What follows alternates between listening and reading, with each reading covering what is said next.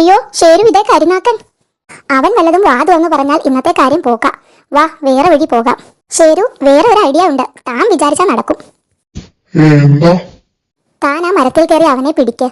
അയ്യോ, മിണ്ടാതെ പിന്നിൽ ചെന്ന് പിടിച്ചാൽ മതി. അത് വേണോ? പേടിക്കാതെ ചെല്ലടോ. പിടിച്ച ഉടനെ വാ പൊത്തണം, അല്ലെങ്കിൽ അവൻ വല്ലതും പറയും.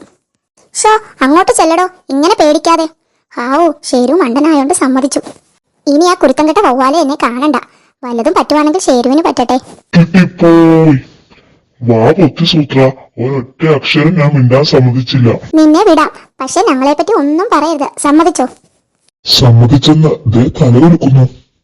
വല്ലതും പറയുന്നുണ്ടെങ്കിൽ ആ കടിയൻ സിംഹത്തെ പറ്റി പറയണം കേട്ടോ. പിന്നെയും തല കുലുക്കി വിടട്ടെ.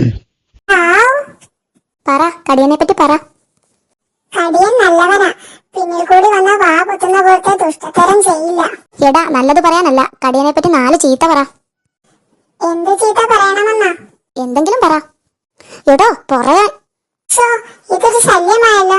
ഞാനൊന്ന് ആലോചിക്കട്ടെ. അത്രയും നേരം കുറുക്കച്ചാറൊന്നും മിണ്ടാതിരി. എന്താ സൂത്ര? അയ്യോ,